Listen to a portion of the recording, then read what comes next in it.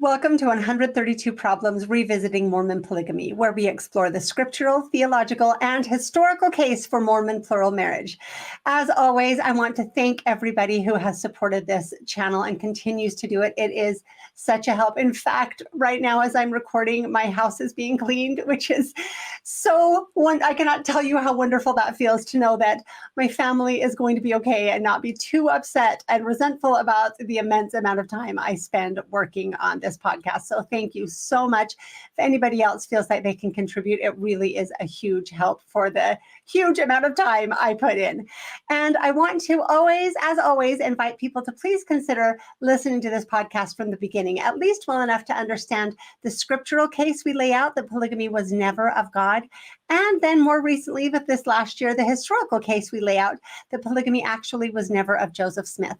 I am really excited to now finally be bringing you what I thought would be one episode on deeds, but is going to be 3 episodes on deeds because there is just so much incredible information to get into. So thank you so much for joining us as we go deep into the weeds of the deeds.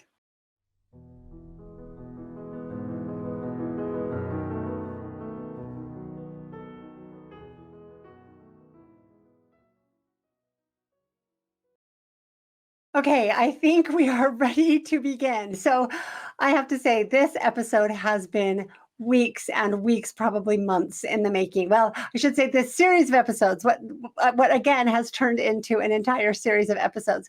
I first have to sincerely thank Bill Reel for inspiring this entire line of deep investigation. I do have to admit that at first I was a little bit annoyed that I had to spend so much time and do so much work on refuting what I thought was kind of a weak argument. It didn't sound at all compelling to me, but I felt like in order to refute it adequately, I had to have a thorough understanding of the deeds. And so it was so much work. And I thought I would just refute the statistical analysis that Bill presented. So I contacted several university statistics professors, had conversations, pretty fun conversations with several of them. I sent them his statistical analysis and we discussed it. And one of them agreed to come have a conversation with me. So I've had that was months ago.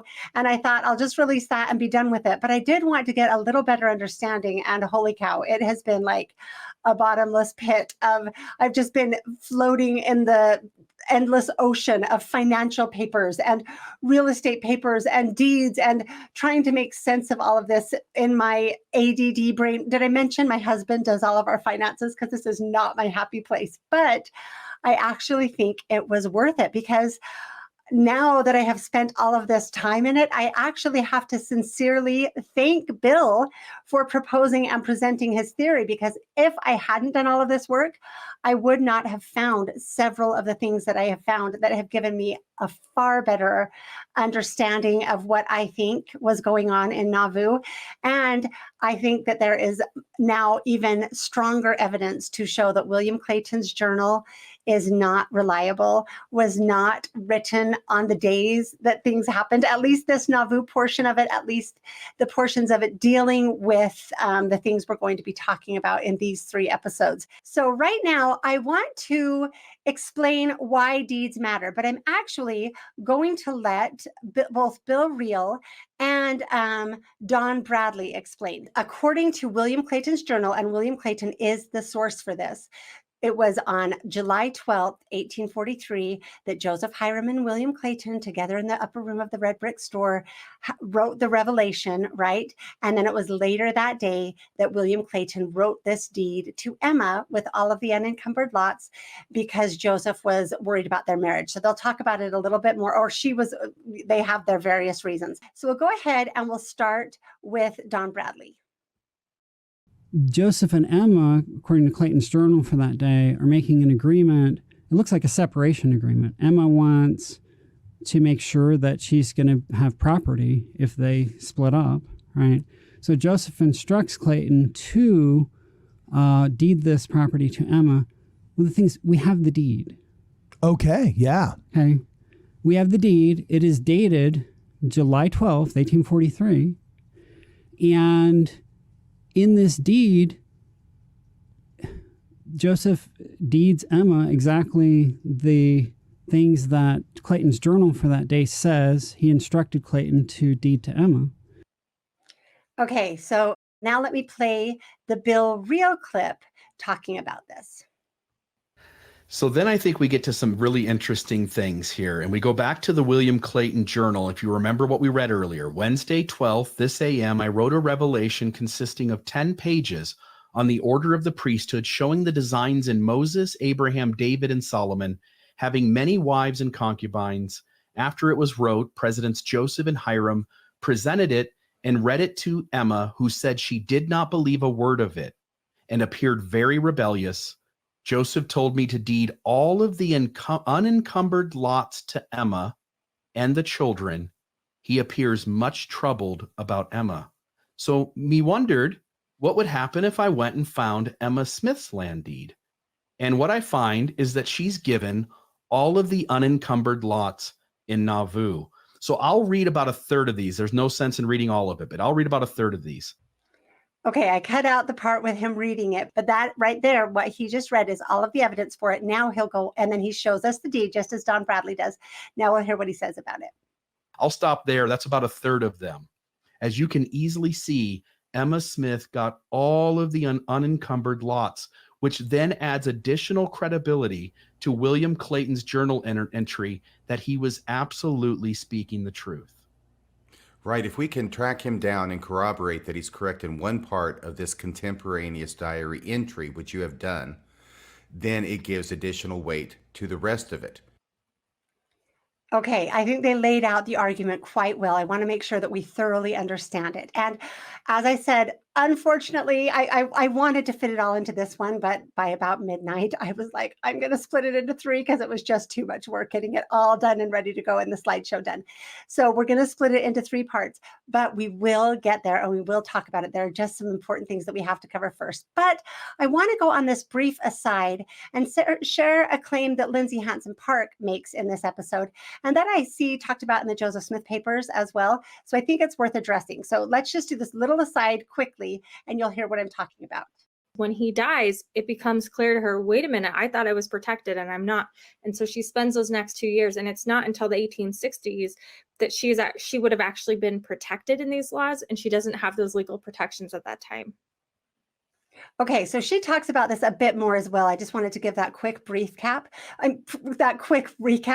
What she is talking about is the Illinois Married Women's Property Act, which was passed in 1861, which officially allowed married women to own property. So because the law was passed, this is a common mistake I see being made in feminist theory and just in history in general, is when a law was passed, then we assume that the exact opposite of that law existed previously throughout all time, right? And so I want to talk about that. It's a common mistaken notion, and it just isn't accurate. It's false. And so this law did build in official protection for women against a controlling husband. And it was motivated actually by a case where a man was trying to control his wife's property against her wishes. And it's so interesting because if you read through that case, you can see that this actually was not seen as acceptable in that day and age, but they realized she didn't have legal protection. And so that had to be fought out in the courts. And as a result, this law was passed at that point, right? So it's when they saw a need for it. It's not that women before that, coverture did exist, but it wasn't the go-to, the standard that always happened. And there are a couple of reasons that this matters. It's because, first of all, Lindsay Hansen Park implies that Joseph was trying to break the law by writing a deed to Emma. We're going to get into that more as well. I hate saying a deed to Emma because that's just not accurate at all.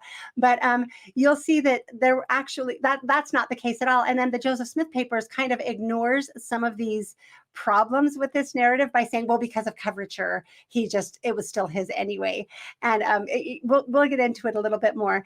But I want to clarify what this law, this 1861 Married Women's Property Act was.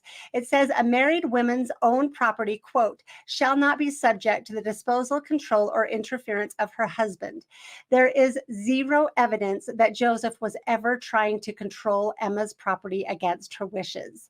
And the fact that so many deeds to both married and single women, both the Nauvoo deeds and other deeds throughout the country, were written to women, deeds were registered to women, shows that that was the assumption of the day, right? Please recall, deeds were legal documents. They had to be signed and witnessed by, I guess, the equivalent of a notary public, right? A recorder, whoever it might be. And then they were often entered into official government records. If contracts to women were illegal or even meaningless, that we wouldn't find so many deeds to women, both in Mormondom and in the broader society. And so I want to share a couple of examples. So let me give you this slide. We'll go right here. This right here is a deed from Ebenezer and Eleanor Moore to Emma Smith. And this wasn't even from Joseph, right? There's a previous arrangement being made that they are going to give them property, but they don't make out the deed to Joseph. They don't even make it out to Joseph and Emma, which is really common. Most of the deeds that I see are with a husband and a wife, like Hyrum and Mary did a lot of deeds, and Emma and Joseph wrote a lot of deeds out together. But this one was specifically just to Emma Smith. And there are other examples as well. So you can see the date on this deed is actually October 1st, 1836. This was an Ohio deed, right? There were deeds written in Ohio and later in Nauvoo to women. There are many other examples of deeds to women. I have easy access to the ones written to Emma since they were included in the Joseph Smith papers because she's his wife. But I think it's very strong evidence that the general assumption was that women could have and sign deeds. These deeds would not be signed, sealed, delivered, and recorded by government recorders if they weren't considered legal and valid. And so it's not that anyone was trying to get away with anything or that there was funny business. This was not an uncommon thing to have happen. There's more we're going to talk about in all of these deeds. I'm trying to pace myself and stay with my script because I just keep wanting to go off in every direction. Lindsay also makes the claim that Emma's huge, massive property problems after Joseph's death were because of this coverture, right? This because there wasn't yet the Married Women's Property Act. That actually is not true at all. And I understand how this happens. Like, you learn about one little fact, and then since you know that, you tend to apply it to everything. I think that that's a common thing to have happen. It just isn't accurate. That displays actually a lot of ignorance about the actual situation. And so I wanted to clarify it. And I'm hoping that we can do better, that we can be more accurate and more knowledgeable as we approach these topics. So, okay, so now let's go back to Clayton's journal that Bill Reel showed us and that we're talking about it. So before we go on to make any additional claims about land deeds, or we first have to sort out exactly what was going on at this time. So I'm going to share with you William Clayton's journal. I've color-coded it to make it easy for July 12th, July 13th, and July 15th. And this is the complete record. This is all that we have, right? Because the journal hasn't been released. So all we have are Andrew E. Hatt's notes that have been printed. So he already read what it said on the 12th, right? He wrote a revelation about polygamy. And then Joseph and Hyrum presented it to Emma. She didn't believe a word of it. So Joseph told me to deed all the unencumbered lots to Emma and the children. I want you to remember that it's all the unencumbered lots. We'll get into that probably in part 2. That's the claim. He appears much troubled about Emma, right? So they make all kinds of assumptions about it that we'll go into. And then on the 13th, he says, this AM, Joseph sent for me. And when I arrived, he called me up into his private room with Emma, and there stated an agreement they had mutually entered into. They both stated their feelings on many subjects and wept considerably. Oh, may the Lord soften her heart that she may be willing to keep and abide his holy law. So that's interesting, right? Because well, you'll see as we go forward and we talk about this, how this all just gets conflated together. They try to act like the deed is part of the agreement that they made, but the deed happened first, right? And then we have July 15th, and this is a really important entry that we're going to talk about quite a bit in this episode. It says, Maid deed for 1/2 steamboat Maid of Iowa from Joseph to Emma, also a deed to Emma for over 60 lots. So I believe at this time, Joseph had bought a half share in the Maid boat, the Steam of Iowa, which we're going to go into. And it seems that he had the full share a little while after that. It's a little bit fuzzy on the details, but so we have to get this straight. The 12th is when Clayton made a deed for all of the unencumbered lots, which is what we present to validate Clayton's journal, right? Which, oh, okay, I'm gonna wait. We'll get there. And then the 13th is when the tearful arrangement was made, right? Because Joseph and Emma loved Clayton so much, they invited him into their private conversations where they were trying to save their marriage, according to this narrative, or trying to work things out. And then on the 15th, a deed was made for the steamboat Maid of Iowa, right? So the reason that this matters so much is because it has to fit in with the narrative, and it really doesn't. And so I want to look at how people try to deal with that. If I hope that's clear. Please, in the comments, let me know if it's not clear. Let me clarify one more time. So the deed should be a result of the arrangement they make, right? So the deed comes first, then comes the tearful agreement, then comes another deed, a second deed for the steamboat Maid of Iowa and over 60 city lots. Now, if William Clayton wrote a deed for all of the unencumbered lots on the 12th, how would there be 60 more lots to deed to her on the 15th? Where would those lots come from? And we should have 2 separate deeds, right? Because the one on the 12th was written before the agreement was made and before the second deed was made on the 15th. Are you following with me? This is a really specific narrative that Clayton is laying out. And so let's go ahead and look at how Don Bradley talks about that. So in William Clayton's journal, under this exact date, he talks about the revelation that just... Let me clarify. When he says under this exact date, he's talking about July 12th, the yellow entry, the day of the revelation was written down. I've started to call it Revelation Day for myself. So he's talking about Revelation Day, the 12th, under this exact day. And then this is what he says is included. Joseph dictates. He says that it's read to Emma, that Emma does not believe it. Joseph and Emma have an argument about this, and that then Joseph calls Clayton into the room to witness an agreement that Joseph and Emma make with each other, and that Joseph and Emma are both crying as they make this agreement, right? And then afterward, Joseph instructs Clayton to deed most of his lots that he owns, his real estate in the city of Nauvoo, to Emma, and his half interest in the steamboat, the Maid of Iowa. Okay, now that you know exactly what he's talking about, I hope that's clear why that is so problematic. I admit when I first heard him say that, I was like, where is he getting this? And I just hadn't remembered what the next entries in William Clayton's journal says. So he's taking all 3 of those entries and putting them together on one day to claim that it supports the deed that he then presents, right? Do you understand why this is a problem? I really hope you do. I think that it's troubling to me that the self-proclaimed primary researcher on Joseph's polygamy should be this confused and mistaken on this topic. And it does again and again, it calls into question to me whether historians and researchers should be given the special credibility that they're given as experts on this topic, because I think we should all just be held to the same standard, right? And if we're presenting good facts, then they're good facts. If we're presenting good evidence, they're good evidence. We have to stop saying, well, the historians agree, because this is why this work is really important. It doesn't matter what the historians agree on if it's not based on good evidence and if they're wrong. And so anyway, but to cut Don Bradley some slack, it is not entirely his fault, because intentionally conflating the days in these entries to obscure what the record actually says is a common tactic used by various writers to sell this narrative. So let me give a couple of examples. I'm going to add this back to the stage.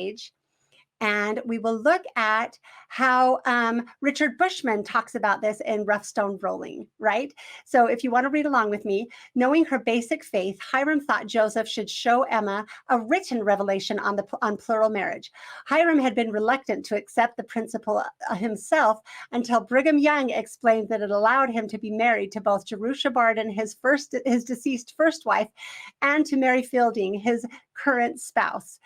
Okay, I have to say, when I was reading this, I sent a couple of people got a couple more frustrated messages because where is he getting that? What? And so I went ahead and looked up the footnotes. So I'm going to go ahead and this is a sidetrack again, but I hope you can start now that we've done enough work. I hope that you, like me, are starting to be able to see what resources or what sources these writers are relying on to make these claims, right? So he's giving us the narrative that's Brigham Young's narrative that Hyrum had opposed polygamy until Brigham explained it to him adequately. And then he's throwing in there out of the blue that it was that Brigham explained to him that he could be married to both Jerusha Barden and Mary Fielding. And so let me give you the first piece of evidence. And that is, we're going to go right here to Brigham Young's October 8th, 1866 sermon that he gives that we've talked about before, but it's just too rich. So I thought we would read it again.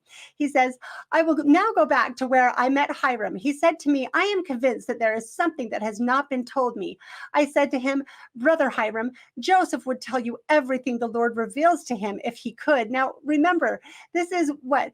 42 plus years after, 22 years plus after Joseph and Hyrum's death. Joseph and Hyrum were confidants, best of friends, brothers. Hyrum sat by Joseph holding his leg when he was a boy. We've gone over these topics before, right? But here Brigham Young is inserting himself in between the two of them 22 years later on his, literally his high horse, right? Up on his pulpit with nobody calling him on any of this. And this is the version he gives us. So I'm skipping ahead. I said to him, Brother Hyrum, I will tell you about this thing which you do not know of. If you will swear with an uplifted hand before God that you will never say another word against Joseph and his doings and the doctrine he is preaching to the people. He replied, I will do it with all my heart. And he stood upon his feet saying, I want to know the truth and to be saved. And he made a covenant there, never again to bring forward one argument or use any influence against Joseph's doings. So Hyrum covenanted with Brigham that he would never again say these horrible things about his brother. Joseph had many wives sealed to him. I told Hyrum the whole story, and he bowed to it and wept like a child and said, God be praised. It just took Brigham explaining it. You know, Joseph couldn't help Hyrum understand it. Only Brigham could. He went to Joseph and told him what he had learned and renewed his covenant with Joseph. And they went heart in hand together while they lived. And they were together when they died. And they are together now defending Israel. So I think that's a source that we should look at with somewhat of a critical eye and see if there's any evidence to support that narrative other than Brigham Young's claims, right? But so we'll go back because apparently it's good enough for the historians. So Richard Bushman writes it in with the addition that, which I believe comes from Hyrum's October 8th sermon, which was altered before being cut completely from church history to make it sound like he was sealed to both Jerusha and Mary, which was not the case. So anyway, those are the sources he relies on. So now we'll go ahead. At the same time, he had the spiritual confirmation so many others reported. On May 29th, the day after Joseph was sealed to Emma, Hyrum was sealed to his two wives. Again, the evidence for that. Okay, we're just going to go on. In July, Hyrum argued that writing the revelation would win over Emma. To be sure of its accuracy, he asked Joseph to use the Urim and Thummim, but the prophet said he knew it perfectly. Again, this is just William Clayton. This is William Clayton's later affidavit. On July 12th, 1843, Revelation Day, Joseph dictated to William Clayton for 3 hours in the upper office of his store. Again, remember, we covered these episodes, so I hope you can see all of this with a critical eye. If not, please go back and watch the Exposing the Expositor episodes. Emma once said Hyrum's words were irresistible to her, but when he presented the revelation, she was adamant. He came away from Emma saying he had never received a more severe talking to in his life. I'll go on. The next day, so that was Revelation Day, right? Now he says, the next day, Joseph and Emma talked for hours. Clayton was called into the room near the end to hear an agreement they had mutually entered into. They both stated their feelings on many subjects and wept considerable. They were in impossible positions. Joseph caught between his revelation and his wife, Emma between a practice she detested and belief in her husband. The agreement represented some kind of compromise. Okay. Emma was beginning to think practically about the consequences of sharing her husband with other women. 2 days later, Clayton made a deed for her of the steamboat Maid of Iowa and 60 city lots. So there he kind of conflates them all as well. And then he gives credence to the second deed, the July 15th deed for the city, for the Maid of Iowa and 60 city lots, right? So I hope you can hear how that's kind of just carefully all blended in together. He at least is not relying on the July 12th deed, the Revelation Day deed, like Don Bradley is, but you can hear how it's just blended together. I'm going to also share what Brian Hales has to say about all of this. So this is from Joseph Smith's Polygamy, Brian Hales' website, and this is called Emma Smith's Path Through Polygamy. Brian Hales writes, evidently the second part of the agreement, this agreement that they made, right? And I have to say a code word, I think I say it later on, but a code word for Brian Hales is evidently, because every time he uses it that I have seen, it means that there's no evidence for it, right? It's his narrative purely. So evidently, the second part of the agreement was designed to assure that if anything happened to Joseph or their marriage, Emma would be financially supported. So Don Bradley paints it, and I've heard others paint it sort of as a separation agreement, right? And he paints it as they just wanted to be sure that Emma was secure. William Clayton recorded that only hours after Emma rejected Hyrum and the Revelation, Joseph told me to deed all the unencumbered lots to Emma and the children. He appears much troubled about Emma. So I hope you're understanding what's happening here, right? He talks about this agreement that they made, but then goes back and says only hours after the revelation was read that Joseph told Clayton to deed this lots. So the problem again is the agreement was made after the deed was already written, and he doesn't address that really big problem. And he goes on to quote what we already read from Richard Bushman, that they were both in tears, and they were in impossible positions, caught between the revelation and his wife, and Emma caught between the practice she detested and the belief in her husband. So, and the agreement represented some sort of compromise. Again, that's all completely speculative, because the only source there is for this at all is William Clayton's journal and this one deed from Emma that actually does not fit the narrative at all. I really hope that the conflation they make is clear. If not, please go back and look again at William Clayton's journal, and then look at the narrative they tell and see if you can see what I'm talking about, if you haven't yet understood it, because it is a little bit tricky.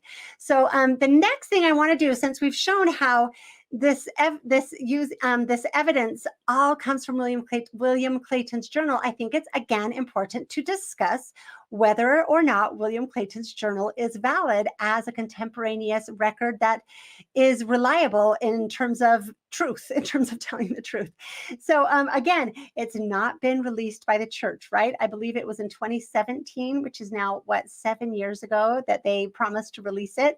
Still no signs of it from what we've been told. Don't hold your breath, right? So I think that it is fair to assume, to have adverse inference, right? To assume that whatever it contains would not be good for whatever narrative people are trying to tell in whatever way. So anyway, that's a big problem, and we're not able to see it. But again, we can see certain parts of it in the Joseph Smith papers. I'll show you one of them either in this episode or next episode. And you can see very clearly that it was not written as a contemporaneous journal, a daily record, as they were. It's what's called a clean copy or a fair copy, which basically means a final draft that's been finished and through all of its edits. So if you haven't already, please go back and watch my episodes with Jeremy Hoop on William Clayton's journal. I think that it's pretty solid evidence and pretty difficult to overcome. And then another thing, again, to take into consideration is that we have a lot of evidence that Clayton, along with Brigham and Heber, was pursuing polygamy in England before ever even coming to America or Nauvoo, right? We have all of this evidence from their journals, from letters they were writing. It's all just a ridiculous mess. And so those are important things to take into consideration. Also, William Clayton had pregnant wives in Nauvoo before Joseph was killed, right? These are all things that we should pay attention to. So anyway, the claim we have at this point is that William Clayton's journal is valid because it's substantiated by Emma's deed, right? And Emma's deed is valid because it's substantiated by William Clayton's journal. So that's what we're going to get into. And so there's one more piece of evidence that is brought up about Revelation Day, and that is Joseph Smith's own journal. So here it is. And this is, again, Revelation Day. Let's see if I can zoom in and hopefully make it a little bit bigger so that you can see it. But the date is Wednesday, July 12th, Revelation Day, right? And it's this very strange entry that at the top says, only received a revelation in the office in presence of Hyrum and William Clayton. So again, it's substantiated, right, is what we claim. So I have several questions about this source. First of all, there's an important distinction. These aren't the critical things, but you can see it says received a revelation, right? William Clayton's journal says wrote a revelation because he didn't receive the revelation this day. He wrote it from memory, right? That's kind of an important distinction. And also, I think it's good to know that Richards wasn't there. And so I think that's an important distinction to realize that this is Willard Richards, this is Willard Richards' journal, his version of what he claims happened. Again, often after the fact, as we'll go into. So these are the questions with this entry. How did he know about it? How did he learn about it? Who from, right? When was it written down? We cannot use this other source to substantiate those other sources. They are all very fuzzy and questionable sources. We'll go into this a little bit. So if we come over here and click on the historical introduction, as with nearly all the entries in Joseph Smith's previous Missouri and Illinois journals, Joseph Smith neither wrote nor dictated the text of the entries in his memorandum books.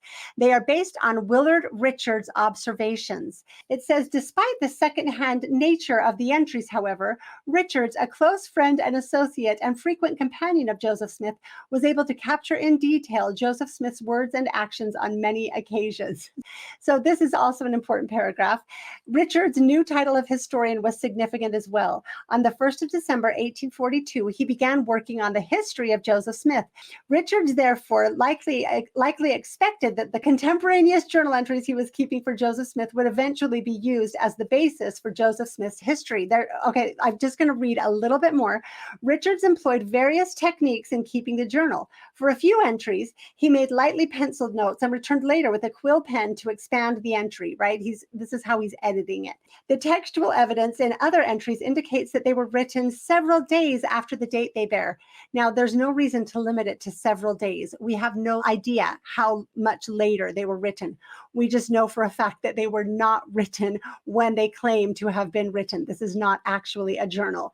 In some instances, Richards left blank spaces and even blank lines, apparently intending to add details later. It also talks about all of the different kinds of erasures that were made. There were wipe erasures made while his ink was yet wet, as well as later revisions, such as knife erasures of words written in ink that had dried. I wondered how they had erased things in those other sources I've looked at. So it's good to know they actually did it with a knife and scraped it away. The paper, I guess, at that point would allow that. The various ways in which Richards wrote and revised entries resulted in the journal's uneven texture. So that's how much it was changed and modified. Basically saying, not only is this not Joseph Smith's journal, it's not even a journal. It's a creation, right? It is a motive. And I'm not saying that we should throw it all out at all. No, I look at this the same as I do William Clayton's journal. I'm sure it's mostly accurate. I also know there was a lot of motivation going into it and a lot of later modification. And as we see what they did with the history going forward to paint the narrative that they wanted painted, we can see that it's happening in this record as well. So it needs to be taken in light of that understanding. And so we've already looked at some examples of this, right? The October 5th journal entry that then went through the later changes to go from Joseph preaching adamantly against polygamy to Joseph being the one mighty and strong, the only one with the powers and keys to dictate polygamy, right? And then I've already showed you the May 4th, 1842 entry that goes from pretty much nothing, just a meeting, into all of a sudden Joseph giving the endowment, the temple endowment, right? There are many examples of this. So I think another thing that's useful to look at is that, like William Clayton, Willard Richards was also a devoted Nauvoo polygamist who already had wives. We'll talk about that a little bit later, but there is so much evidence of both Willard Richards' polygamy in Nauvoo and William Clayton's polygamy in Nauvoo that it's like not even contested. There is so much evidence in letters and in journals and things like, I don't know, children with their polygamist wives, right? None of that evidence exists at all for Joseph Smith, which should like make us wonder, why is there so much evidence for these other guys and not for Joseph Smith when they all were hiding it, right? And so anyway, we'll go into that a little bit more, but it's really interesting to see how these two people, Willard Richards and William Clayton, were dedicated polygamists who were central parts to creating this new narrative, who were both in very both in the perfect place to be able to create the narrative they wanted to go into the historical record. And so let's go on, and I want to show you a little bit more about this journal, just to kind of give you a little bit more understanding of what's going on here so you can see it for yourself. So I'll go ahead and share this screen. We're going back to Joseph's journal entry from July 5th. I'm just going to show you a couple of days to hopefully give you a sense of what we're talking about. So you can see that we'll just do this really quickly. These aren't, I'll let you dive into these journals in your own time, these journals in your own time. So July 5th, and you can see he came back later and wrote Wednesday, right, when he had a blue pen. And then the same thing happens the next couple of days. Is it not going to let me turn pages? Same things happens on Thursday, right? And so they're just sparse notes some of these days. We don't know if July 6th was written on July 6th or not, but we know that the Thursday was added later for sure. And it continues on. It's going very slow. So this is an interesting one. July 7th, I want to look at this because you can see it goes back and forth. So July 7th, right, written. So the 5th, 6th, and 7th could have all been written at the same time. We don't know, but then the blue pen was added later, so we can see the entry at the beginning and then what he added in blue later on, and then came back again when he was using black and added more writing to it, right? Unless those were spaces left blank that he was going to add to, which is also a possibility, but you can see him using that black pen later on. So it looks to me with how it's spaced that it came back later. Oh, okay, now we can see the day he started using the blue pen, right? So either, I mean, you can assume that it's Saturday, the 8th of July, that he started using the blue pen and went back and wrote those days, or he might have been writing this later as well. We can't make all of these assumptions. And then there's that black pen that he used that I would guess is probably what he used to add the extra bit to the previous day. Also looking at this, you can see why it's so helpful to have it on the Joseph Smith papers. So they've done the transcripts for us. Then on the 9th, there's a long sermon. So I'm going to skip over this. That's all taken in the blue. And then, but it also has, you can see a little bit added to it in the black. And then here we come. This is the part I wanted to get to. So this is all leading up to Revelation Day, right? Monday, July 10th, nothing. He hasn't added anything.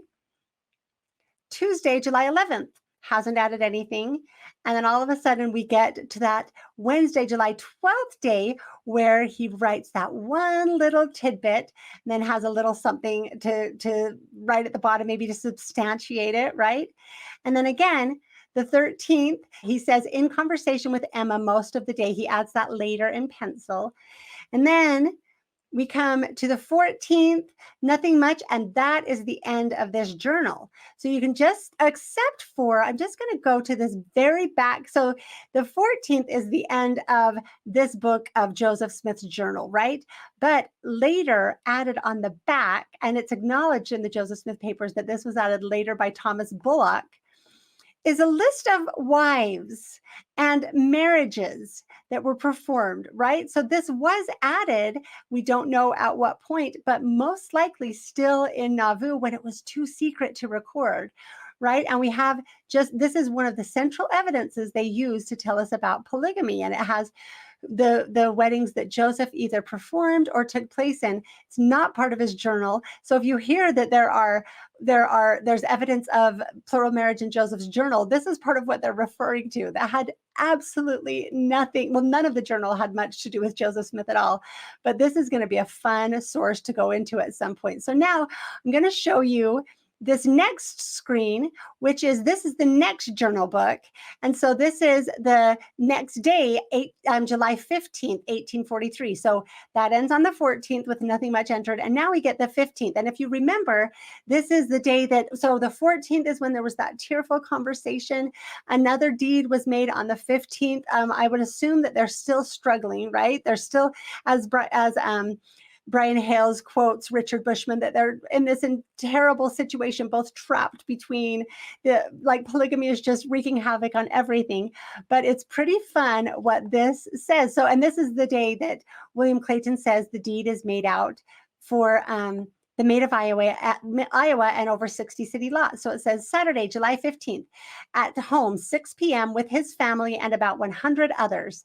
Took a pleasure excursion on the Maid of Iowa. So this terrible couple of days, right? They come up with this agreement.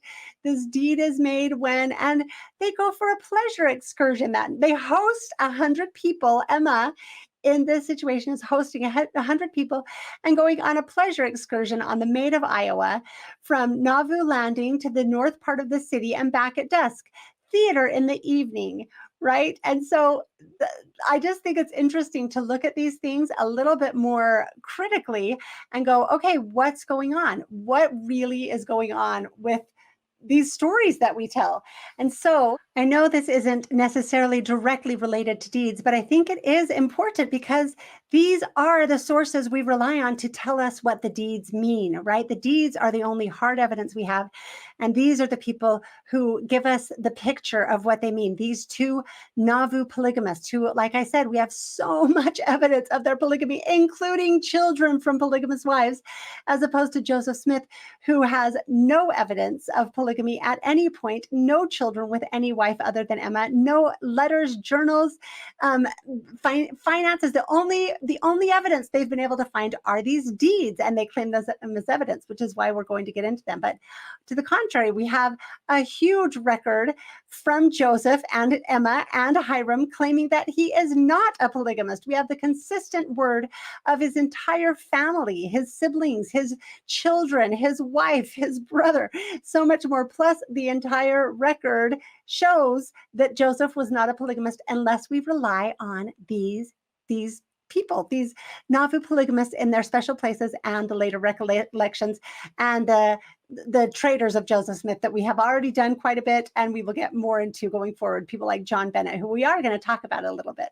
So that was the reason that I thought that was worth going into. Now, something I think we also should talk about, I had this at the end, I moved it to the beginning, so because I think it helps us just substantiate a few things. So the Maid of Iowa that we've been hearing so much about, right? So again, like you heard Don Bradley mention it, and we've heard others mention it. So it's the 15th, the pink entry that William Clayton claims he made a deed for the Maid of Iowa and over 60 city lots. It's interesting because the deed we have for Emma is just over 60 city lots and is not all of the unencumbered lots. Okay, sorry, I was not gonna. I'm getting ahead of myself and I don't want to do that. So there's one of your sneak previews for the next episode. But as we go ahead and look at this, I want to talk about the Maid of Iowa to give you a little bit a better understanding. understanding what it is we're talking about. So here's the summary. It was a small passenger steamboat that was purchased. It's a little confusing. At least Joseph Smith apparently bought a half share into it, but then he ends up owning the whole thing. So maybe he bought the whole thing. I need to get more clear on that evidence. But Joseph Smith, in any case, purchased this steamboat, the Maid of Iowa, June 2nd, 1843, for the purpose of transporting British converts to Nauvoo. They usually landed in New Orleans, and the steamboat, he bought it to bring them up the Mississippi River to Nauvoo. And it was also used for other purposes, since they had it, like shipping workers and materials for the temple. They would occasionally hold church meetings there. They would use it for a meeting house or for gatherings and entertainment, like we read about on July 15th, right? So that's what the Maid of Iowa is. And so you'll remember that Don Bradley said that that he conflated it all and said, on that very same day, we have a deed that includes the Maid of Iowa. He's wrong about that. The deed that we have does not say anything about the Maid of Iowa.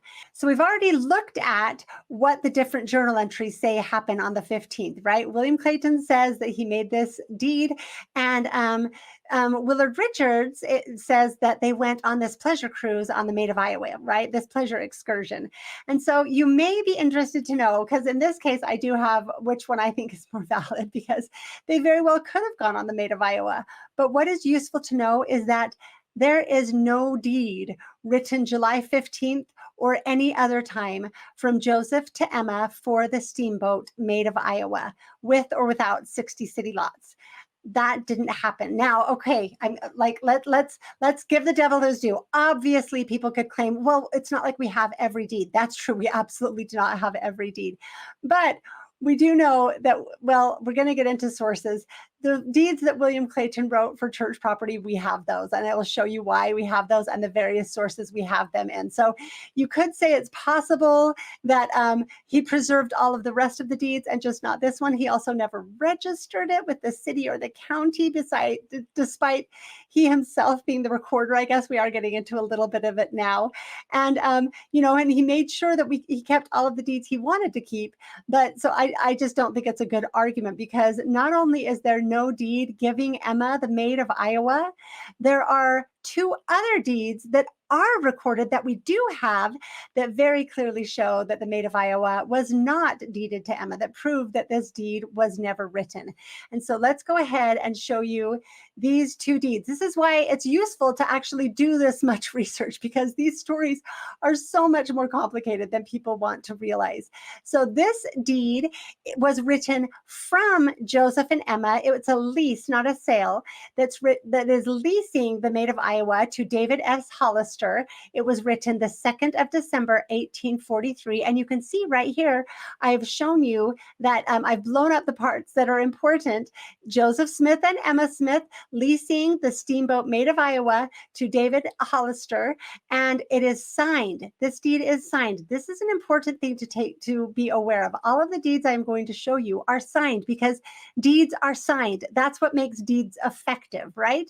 So you can see right there, Joseph Smith and Emma Smith and David Hollister signed it. Often the person that is the grantee, that is being given the deed, doesn't sign, but it has the entire terms. And you can see that Joseph and Emma together are leasing the Maid of Iowa to David Hollister. And again, you can't use the whole coverature thing, because if that were the case, then there would be no reason to write a deed to Emma at all, right?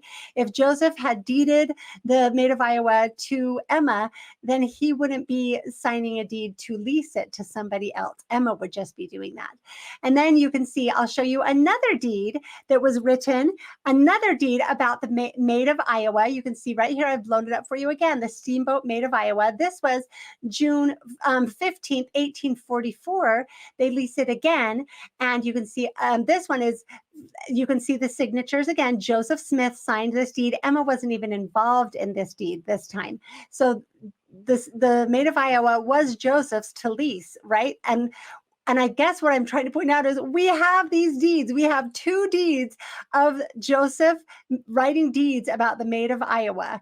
We don't have anything to Emma, right? I think that that's useful to recognize and to acknowledge, and it should make us wonder what's going on with William Clayton's journal. But there are actually more important reasons to get into this deed, the claim of this deed, to get into the case of the Maid of Iowa, because it sheds a lot of light on what was going on with these different characters when these things were happening between specifically Emma and William Clayton and others as well, to see why William Clayton might have been writing these things in his journals. And yes, it's up to everyone to decide. I can't claim to be authoritative at all. I would never do that. I just think that there are a lot of really good questions to ask here.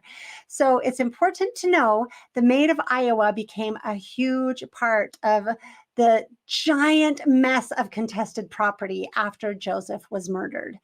Emma was being loaded with all of the church's debts, and she was not being given access to church assets. She was very concerned about it. She wanted things to get solved and resolved. Here she is. It kills me. Here she is, pregnant, widowed, trying to take care of her children, her husband's ailing mother, pregnant, and wondering what in the world is going to happen to her husband is gone, what's going to happen to his church, and what's going to happen to her and her family because of this giant financial mess that I don't know if she knew it was a mess at this point, but she is entangled in so many different things. The amount of stress that she must have been under just kills me. So I want to read what is written in the Joseph Smith papers about the Maid of Iowa, and I'll link this below. This is their summary of it, and then I'll read William Clayton's journal. After Joseph Smith's death on the 27th of June, 1844, the boat entered a period of contested ownership.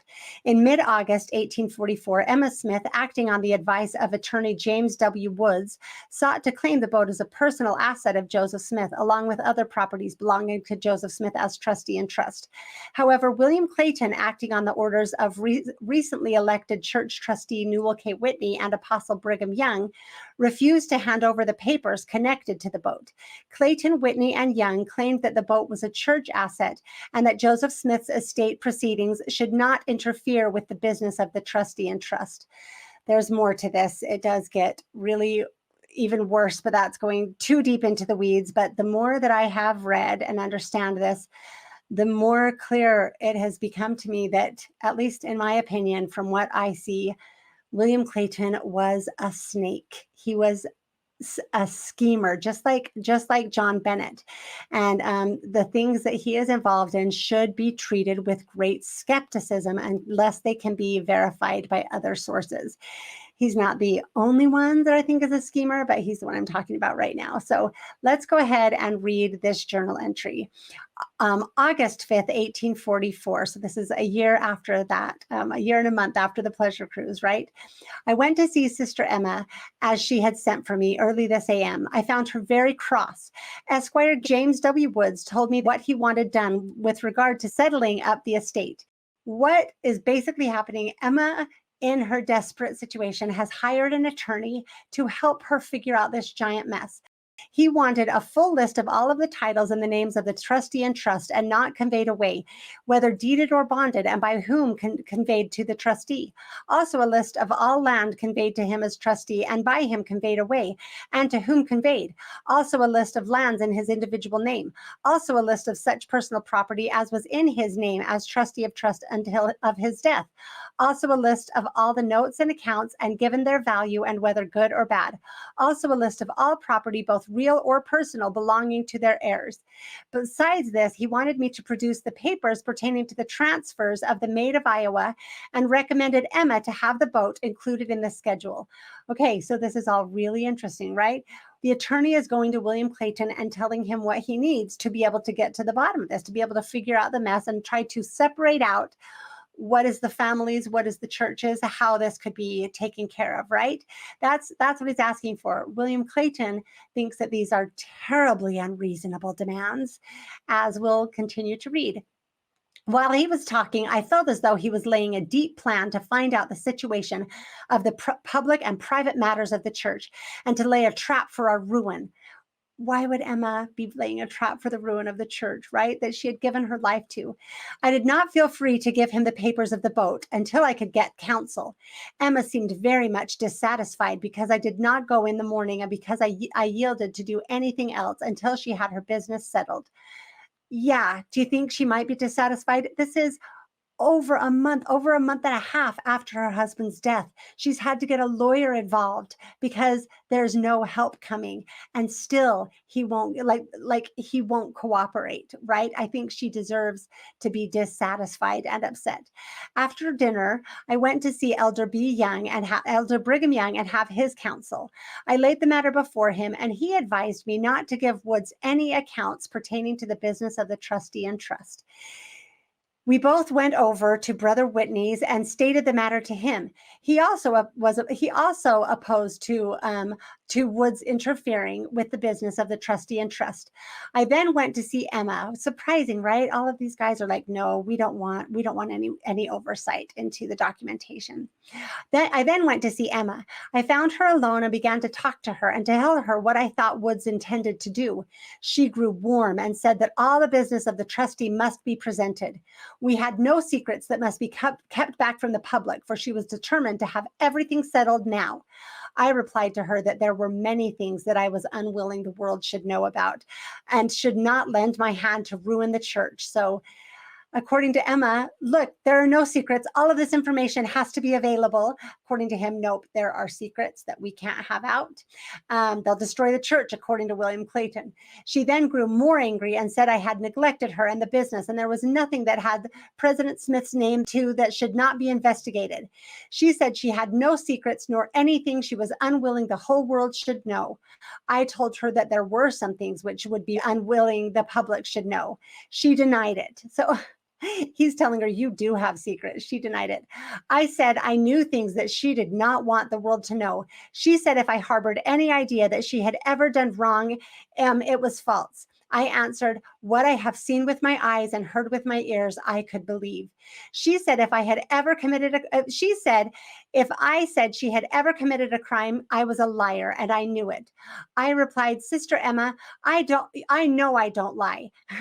And you know better what I know. And although I never have told it to any soul on earth, nor never intended to, yet it is still the truth and I shall not deny it. She then several times called me a liar and said she knew I was her enemy, and she never had been so abused in all her life. I told her I was not her enemy, nor never had been. She said I neglected her and spent my time in the secret council of the 12, and it was the secret things which had cost Joseph and Hyrum their lives. And she says, I prophesy it will cost you and the 12 your lives as it has done them. She repeated this 2 or 3 times in a threatening manner. I have no idea what to make of any of this. I wish I could read it from Emma's perspective or from a third party perspective. I wish I could be a fly on the wall, right? Don't we all wish that for all of this? And said in a manner that I understood that she intended to make it cost our lives as she had done by President Smith.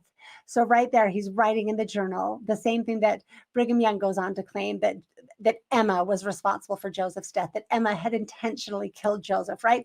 She had intentionally tried to poison him numerous times. And then she had convinced him not to wear his garments, whatever that means, according to Brigham Young. That's a big claim to dig into, right? So here he said that she killed Joseph, and now she had threatened to kill him and all of the 12. Emma's this big murderer, right? I told her I would rather die than do anything to ruin the church. She raged very hard and used many severe threats, and told me she had now proved I was an enemy to her, and she did not want such persons about her to do her business. So this is what it is. She's been trusting William Clayton. This is when she learned that she couldn't trust him, right? It's heartbreaking to realize what happened. Yeah, I don't blame her for not wanting him doing her business. I'll continue on. I coolly replied that I was her friend and she would prove it so, and I had done nothing but what I felt perfectly willing to meet her and Joseph together and answer for it. I also tried to show her that she had misinterpreted my words, for I did not mean what she said I did. I told her I had run at her all night. I had run at her call night or day whenever I could get a chance, and have suffered abuses which I never would have borne from any other woman in the world. She would not listen to anything I could say, and I left her. I still feel to befriend her all I can, but she will now try to destroy my character and influence, no doubt, but I have no enmity towards her, and am determined I will not give way to it. She is blind as to her best interest, and those who are her best friends she is the most bitter against. She is cherishing and putting her trust into the hands of traitors and murderers, and they will use her up, everyone who he doesn't like as a murderer. For she will not listen to the advice of her friends, nor be at peace with those who wish to do her good.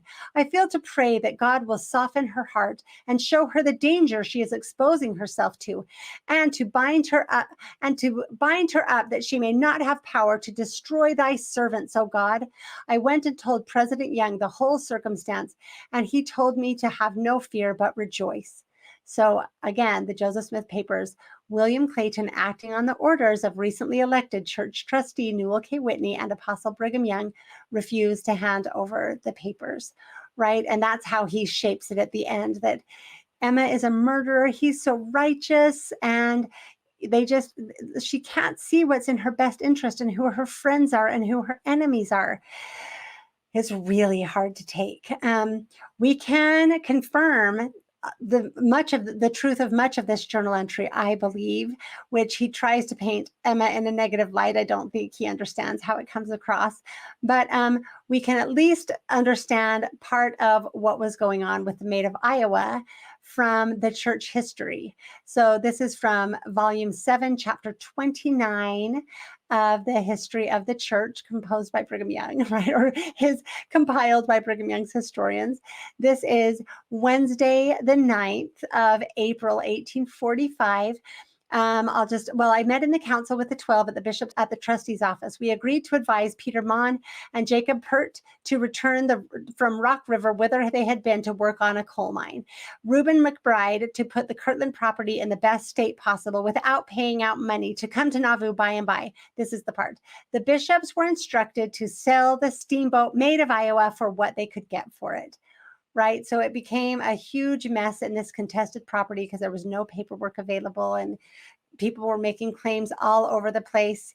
And so Brigham Young kept possession of it and told them to sell it for what he could get from it. He's trying to gather up all of the money that he can. And I know that we say that it's because he was trying to bring the saints west, and, and there may be some truth to that, but we also see from the future how Brigham Young handles his stewardship, shall we say, right? If anyone hasn't been following this podcast, just look up the Gardo House. That's a fun place to start. So anyway, this again is heartbreaking, right? So I think it gives us insight into the situation and what was happening, what Clayton was worried about. He felt like Emma had things she could expose him about, it sounds like to me, and he's trying to compose a narrative that paints her in a negative light and him in a positive light.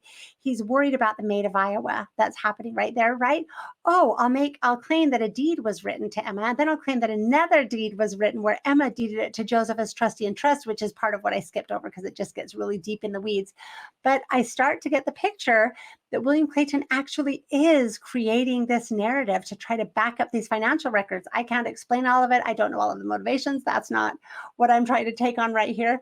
I just wanted to show you what he claims about the Maid of Iowa, what actually exists about the Maid of Iowa, and then what ended up happening, right? So Emma's lawyer suggested that the Maid of Iowa should be considered Emma's property or given to Emma. He doesn't want that to happen. He doesn't want any transparency. So we instead get some journal entries. It's at least worth considering because it seems to me that that's the most likely scenario in all of this, because what we can show is that his journal entries are, I don't want to say a bad word, they're not valid. Okay, so we'll go on. I just want to explain the situation a little more. Emma wanted and expected transparency so the final financial situation of the church and her family could be accurately sorted out. She wasn't trying to pull anything. She wasn't trying to do anything dishonest. She just wanted transparency and help getting this all figured out, right? William Clayton, Brigham Young, Whitney, apparently Heber C. Kimball, on the other hand, they wanted exactly the opposite of transparency, the transparency that she was desperate for. They wanted to have complete control of the records, in my opinion, so they could hide, alter, and forge documents to shape the narrative and claim and do whatever they wanted with the property of the church, the finances, the history of the church, and the church as a whole, without any oversight or accountability. That's pretty much what they did, right? And I think that this is a good circumstance to demonstrate that. Emma, Joseph's widow and partner in all of his assets, was given no papers, no information, no help, and no support. Her husband, the president of the church they had both given their entire lives to, who had spoken about his concern that there were traitors in his midst and false brethren, had been killed. And as his pregnant widow, caring for both their children and his ailing mother, she was immediately forced to deal with the massive stress about finances, but far worse, the double dealing and dishonesty of her husband's associates, who had power over her and power over all of the finances, and who apparently hoped that she would just fall in line behind them, maybe even become one of their wives, potentially, so they could take over any and all property they claimed that had been deeded to her, right? It's a possibility also. And they wanted her to just go along with the new order of things, as Brigham would later call it. But that is not who she was. And I believe that the fact that she was a strong woman who had integrity, who had gumption, and who would not just go along with what they wanted is a big part of why Brigham hated her so bad and went on to make all of these accusations against her, why William Clayton made all of these claims. Polygamists generally don't like strong women who oppose them. They're happy with strong women who will promote their narrative, but not if it ever aims back at them. They can be strong to the world, but completely submissive to the hierarchy is the order of the day for polygamous men, right? And so as we're reading about William Clayton's, Brigham Young's, and Whitney's collusion to hide the financial records, we should remember that Emma and her son, Joseph III, probably all of her children, just there's the letter where she writes to Joseph III about it. Emma struggled under the massive debts that were laid on her as Brigham gathered and sold all the church assets he could get his hands on, just like he tried to do with the temple. And when he couldn't, it burned, right? I hope you've watched that episode as well. And Emma went on to struggle with those debts as a widow for decades, while Brigham went on to become the wealthiest man between Chicago and the West Coast, build mansion after audacious mansion, including the largest mansion in that entire area at that time. Emma was not able to finally pay off the last of the church debts until 6 years before her death. She was 69 years old when she finally paid the debts off. This one is a hard one to forgive when you see it happening in real time before you, right? You get to read exactly what was happening and what it did to Emma and her family. And anyway, I am so tired of people being critical of Emma. I am so tired of it when you consider what has happened. And so while I do feel all of this, I want to recognize that Emma lived the rest of her life with grace, peace, love, and no resentment. So I think even though this is hard to take, we should all strive to do the same, to recognize her strength and her goodness and her resilience in the face of all of this. So another thing I want to point out on this topic of the Maid of Iowa, incredibly, both of these deeds that I showed you, the leases of the Maid of Iowa that were signed by Joseph Smith and one of them signed by Emma Smith, both of those were written by William Clayton. So he absolutely knew about them, even when he was coming up with his July 15th, 1843 journal entry.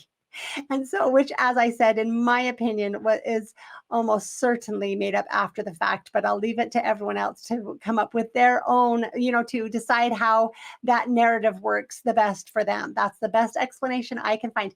We always we talk about models. Historians talk about models. So here I go on a little sidetrack and present. This is the model that I think is best supported by the evidence, that there was this cabal of polygamists in Nauvoo who were shaping this narrative despite Joseph Smith. Joseph Smith was not a polygamist. The polygamists wanted to pursue this religion that we have all of this evidence of Brigham Young and Heber Kimball and William Clayton pursuing in England, bringing back with them.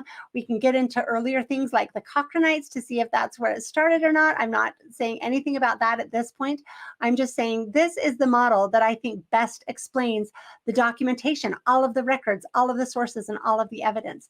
I think that these journal entries of William Clayton's he came up with them later after the fact because he was trying to accomplish something that was motivated by all of this financial situation.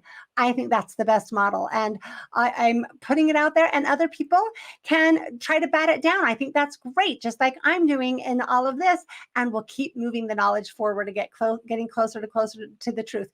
What we can know, I know that Richard Bushman has been quoted as saying that the standard narrative of the church is not true.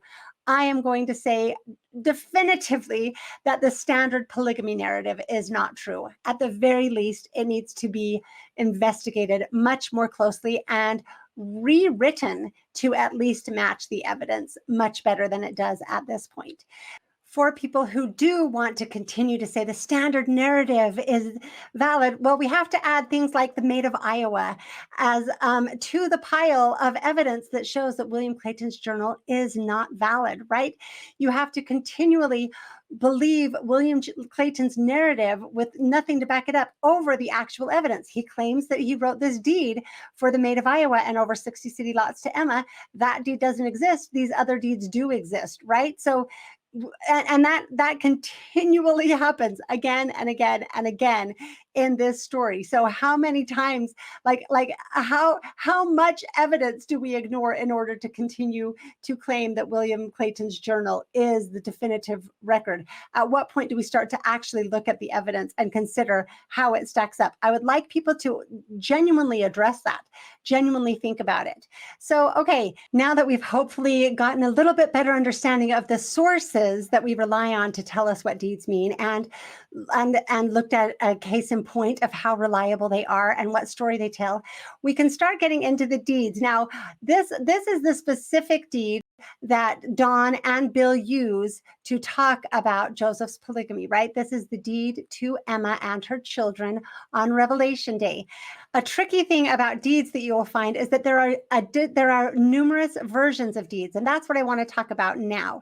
If you go to this additional versions tab, you can see that there are different versions that you can look at for the deeds. So I want to talk about what the different versions of deeds are, because I think that's also an important part of this discussion. So first of all, let's just try to get an overview of what the Nauvoo deeds are. So let me add, oops, I wanted to go ahead to the next page. This is a map of Nauvoo that is on the Joseph Smith papers that someone drew, and it's really useful. You can see I've blown it up here a little bit. You can see how Nauvoo was divided into blocks. This is what the deeds are referring to. So each of these blocks is 4 acres and contains 4 1-acre lots. So you can see here they're numbered. Each block is numbered, and on each block, the lots are 1, 2, 3, 4. There are 4 blocks on each lot. Does that make sense? So when we're reading through the deeds, it's useful to know what it is they mean and what it is that they're talking about. So this is from the Community of Christ website about historic Nauvoo. Once the water from the river bluffs was diverted, the city plan for Nauvoo was 4-acre blocks with 4 1-acre lots per block. Each family could buy an acre, have a horse and outbuildings, and have room for chickens, a cow, a milk cow, a garden, and fruit trees. Crops were to be grown on farms on the prairie east of town. So that's what it says. Now, that's funny that it starts with once the water was drained from the bluffs. That's part of why I read it, because this is a good thing to know. There is research now that it's been going on for a while that shows that Nauvoo actually wasn't a swamp that needed to be drained, as we have been told for so long. So I haven't looked into that closely enough. I know that it's some historical geologists that have been working on it. I would love to talk to them at some point, because this is huge. This is a huge change to the narrative about Nauvoo, right? Apparently, there were a few small areas that were swampy and drained, but they were just very small, limited areas. It was very, very far from the entire city being a swamp that needed to be drained. And so it will be interesting to see how that research goes and how it affects the narrative about Nauvoo. And I can't help but be amused at the irony of such a huge and foundational part of the Nauvoo narrative needing to be changed. I'm really hoping that it's just the beginning, that there are other Nauvoo narratives that will need to be changed in the not too distant future. Maybe I'm optimistic, but that's definitely what I'm hoping for. If that one can change, if we can change that one swamp of Nauvoo, let's change this other swampy narrative of Nauvoo. So now that you understand hopefully what the deeds are referring to, let's look into how deeds worked, how they were written up. First, they had to write up the original deed, the original copy, like those I showed you so far in the episode. Everything we've looked at so far was an original copy. The deeds for the Maid of Iowa, the deeds to Emma, those had to be first written up, usually by the recorder, and then they had to be signed and witnessed, right? So there were several signatures on them. That's the original deed. Those are the most rare because those were usually kept by the people who had them, right? So unless they happen to be passed down by the family, we don't have a lot of original deeds. It's wonderful that we have as many as we do. Then after that, it could be taken and recorded in the official government registry of deeds. So there was a registry of deeds in Nauvoo. Nauvoo had its own recorder and registry of deeds where a lot of deeds were entered. And then there was also the Hancock County Registry of Deeds, which was in Carthage. So you could either take it to the recorder in Nauvoo and and they would write an exact copy of the deed into the big registry book, right? Or you could take it to Carthage and they would do the exact same thing in the big registry book for the entire county. Sometimes they would register them in both places. That seems to be more rare, but that would also sometimes happen. So we have original deeds, deeds registered in the Nauvoo registry, and deeds registered in the Hancock County registry in Carthage. And it's important to know this because it helps us avoid a lot of confusion. Also in Nauvoo, we have one other resource. Let's see, I think I wanted to share some examples of each of these types of deeds. So yes, this was the original deed I showed you that was written to Emma, and it's an original deed. You can see the signatures right there, right? And then this is another original deed and another original deed. I guess I recorded all three of these that I'd already showed you. Oh, and I have a couple of other examples of original deeds. This is Joseph Smith's deed to Sarah Ann Whitney that was September 6, 1842. I'm glad I'm remembering to share these because it took me forever to try to find these. I actually found quite a few original deeds on the Joseph Smith papers. I'm glad they had them. This was a deed to Mercy Fielding Thompson, also signed by Joseph Smith, April 28, 1842. And then this is the deed to the Partridge siblings, to all of the Partridge siblings, again, signed by Joseph Smith. And you can see they would often use these forms. This seems to be the most common. They would print out forms that would be filled out. And then occasionally when deeds were very complex, they would have to write them out by hand, like this deed from Joseph Smith and Emma Smith, from Joseph and Emma to Joseph Smith as trustee and trust, October 5th, 1841.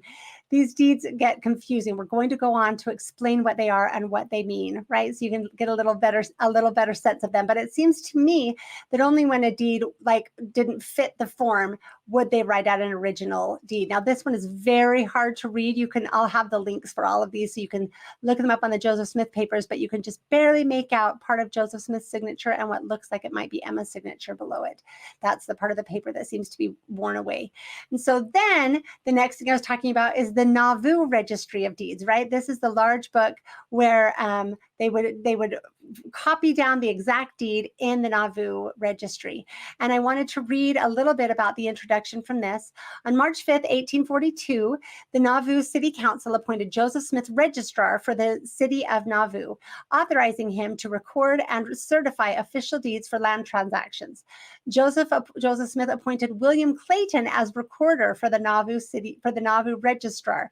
And by mid-April 1842, Clayton began recording deeds in this record book. So you can see that it's kind of fun because it's William Clayton's journal. William Clayton wrote the deed and William Clayton recorded the deeds in this Nauvoo book. We'll get into that a little bit more.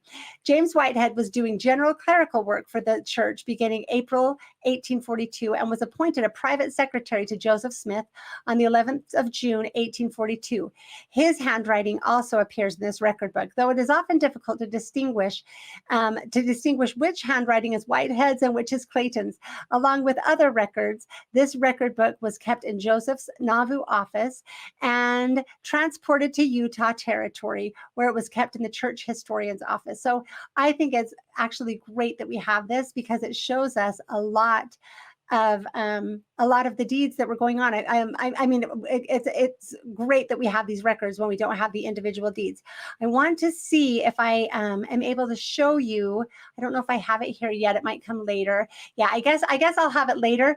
This has sustained a lot of water damage. It's very hard to read, but you can still read things if you zoom in up close on it. So we'll probably look at some. And so then I didn't have a picture of the Hancock County Registry of Deeds because only the individual deeds that apply to Joseph Smith are included in the Joseph Smith papers.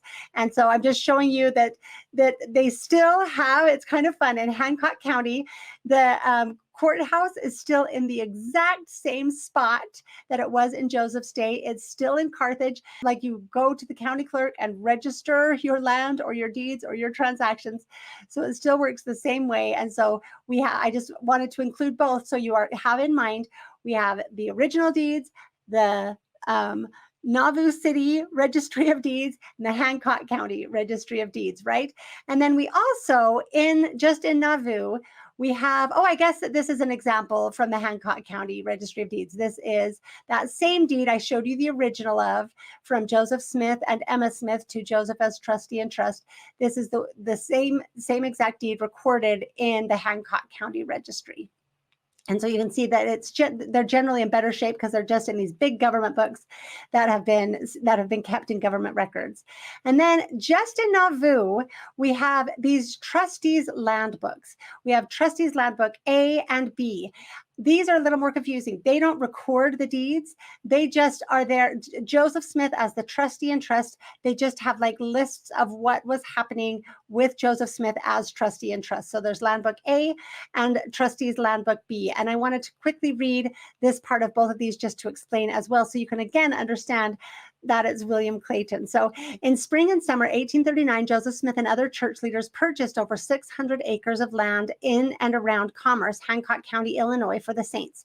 Some of these purchases were made by the first presidency and others were made by land agents.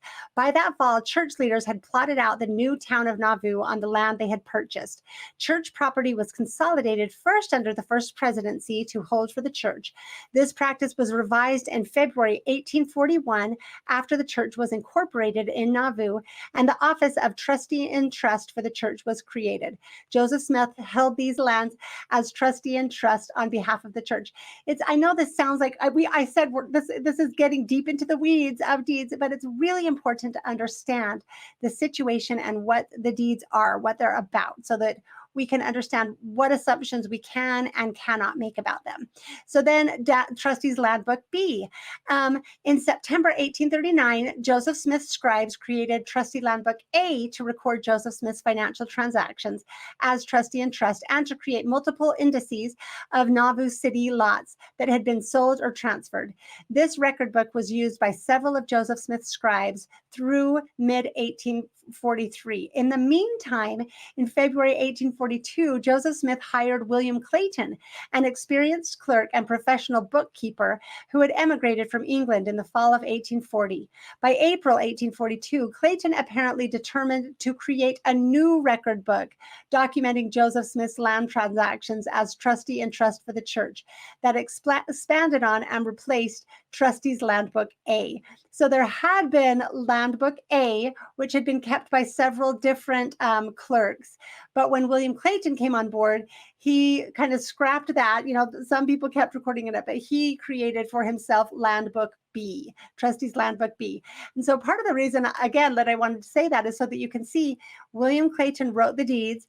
William Clayton recorded whichever deeds he recorded in the Nauvoo deed book. Those generally, from what I can see, when they were recorded in the government books, they weren't signed again. It looks like it's often, not all, sometimes it looks like they're signed, but sometimes it looks like they're just copied. So I'm not sure which is which, but in any case, you can see that William Clayton wrote the deed, then he recorded the deed, and then he also created his own trustee's land book of deeds. So all of it comes from William Clayton. He's the source for pretty much everything that we have about the deeds. I just think that's interesting and maybe important to know. And so, I guess I was going to show you the Nauvoo Registry of Deeds so you can see what I was talking about. You can see how worn these are. They're very difficult to see. I can see it on my screen when I scroll in this close, so I'm hoping you're able to see that there is writing here and kind of make it out. You can see this signature and seal down here, E. Robinson, and it's seal, the seal that they wrote it. So anyway, this is the Nauvoo Book of Deeds. You can read it, but you might have to get on the Joseph Smith papers yourself to read it. This is deed number, this one down here, I believe is the one to the Partridge children. It might say number 20. I'd have to look, and you can just see where it starts to say this indenture made and entered into the tent. So anyway, that is the Nauvoo Registry of Deeds. So you can kind of get an idea of what it is that you have to look at to really get in and understand these deeds. So, okay, hopefully that gives you a better understanding of the sources of the deeds. I know it seems cumbersome, but it actually really does matter as we go forward. So now that we've done that, there's one more source that I want to show you that actually is pretty important, and it is this. The property transactions in Nauvoo, Hancock County, Illinois, and surrounding communities. This is volume 6 and volume 7. This is a 7-volume set, 5,000 pages, that was put together by a team led by Susan Easton Black, Harvey Black, Brandon Blues. I can't see it for sure. Anyway, they did their best to assemble every single land deed that they could find in Nauvoo. I think it's from 1839 through 1859. And they wanted it to be comprehensive and have every single land deed, but they found that they could only find maybe half of them, or, that still exist. And so this is a really important resource as well, because this is where we can get information about deeds that occurred after Joseph's death that aren't included in the Joseph Smith papers. And that becomes increasingly important as we're trying to understand what really was happening with these deeds to Emma. There's more than just one deed that involves Emma, but the deed to Emma in particular that people are making claims about, right? So this is another source that I think is really useful, and I'll have it linked below. If you try to access it on the Church History Library, it says you have to go in to, you have to go downtown to the Church History Library to be able to see it. But luckily, Family Search has the whole thing available online. So if you log into Family Search, you can access this, and it's arranged alphabetically. And so volume 6 is the one, it's the S's. So it has everything with Joseph Smith, Hyrum Smith, Emma Smith. So that's why I included that book. That's the one I've spent the most time in. Okay, so that is the grand overview of Nauvoo land deeds and how they work, how they were done, and how to access them.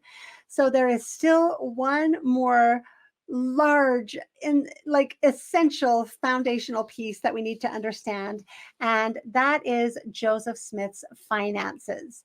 So a great resource that I'm going to that I relied on quite a bit for this part is this article written in the BYU Law Review called Joseph Smith and the Legal Process in the Wake of the Steamboat Nauvoo. It was written by Joseph I. Bentley and also Dallin H. Oakes, and it's actually a really great paper. I think we have more information on, like, again, read it and research it, right? But it was very helpful to me to try to start to sort out what this legal mess was and this financial, what the situation is. I think that this is essential reading to try to make any claims about Joseph Smith's finances or what things may mean, because it's way too easy to look at a topic in a vacuum when you only, again, like all we know about is polygamy. So we're going to look at Joseph Smith's finances only with only polygamy in mind and think that it has only to do with polygamy. And that's the only thing we need to know about to be able to make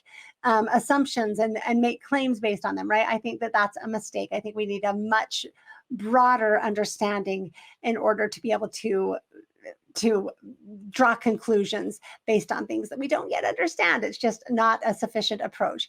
So we're going to go over some of the things that this paper talks about, and then from other research that I've done as well. This book, I'll quote a little bit from this. This is a useful book. It's Nauvoo, Kingdom on the Mississippi by Robert Bruce Flanders. And I'll quote from this a little bit going forward. It is also really helpful. Again, it was written, I don't know, I think in the 70s. And so I'll look it up as we go. So, again, you have to take some of it with a grain of salt. The good thing about this is I believe it was written before Mark Hoffman, so we avoid that problem. But then again, we have the Joseph Smith papers now, so we have more access than we used to. And also, from what I understand, Robert Bruce Flanders, I believe he was RLDS. Someone can correct me if I'm getting this wrong, but this is my understanding, is that he was RLDS, and this was one of the first things written by an RLDS author that said that Joseph Smith was a polygamist. So it was quite scandalous to the RLDS. It was written before Richard Howard's paper. And so Robert Bruce Flanders, my understanding is that he is one of these progressive RLDS historians who wasn't necessarily trying to defend Joseph Smith. If you haven't yet watched even the RLDS Church admits that Joseph is a polygamist episode, go watch that to understand some of the motivations behind it. So he falls, as I understand it, he falls into that category. So I think if, he's a good resource. Some people might think that, I think it's fair to assume that Dallin H. Oakes is probably pretty biased, but what I like is how he looks at the legal documents and the legal arguments, and we can research those for ourselves, and that helps remove some of the bias. But I think Robert Flanders' bias likely goes in the other direction.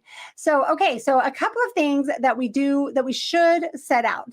First of all, in 1837, there was a severe financial crash that led to a major depression. So everybody was in extremely dire straits during this time.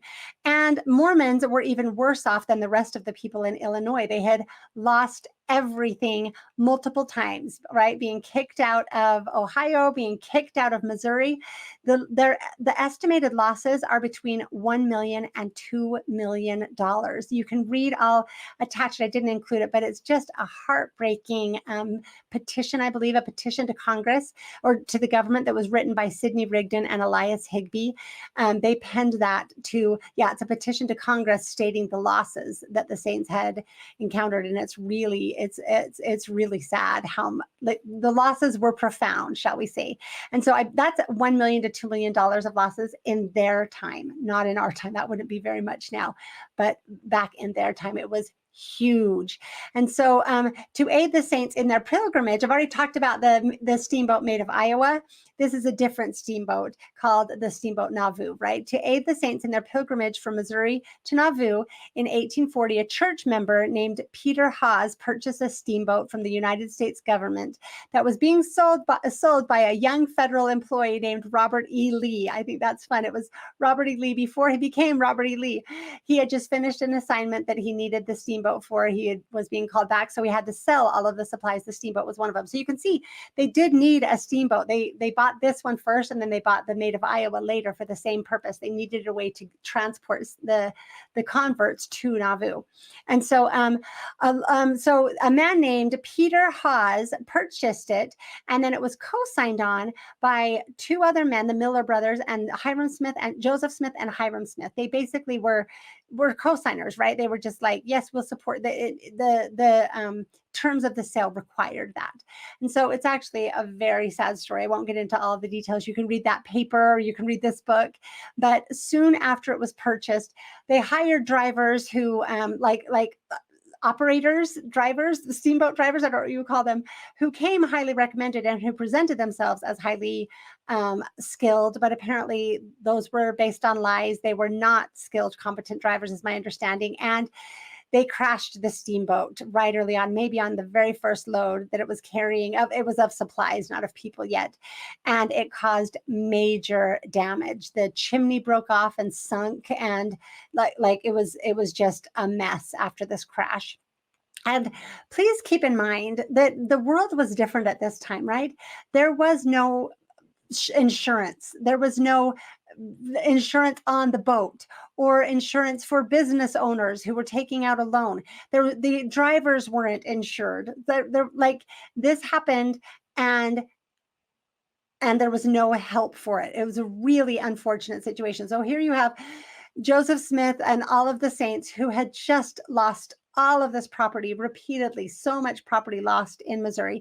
Joseph had to go into debt more to purchase the land in Hancock County, right? And in Commerce that became Nauvoo.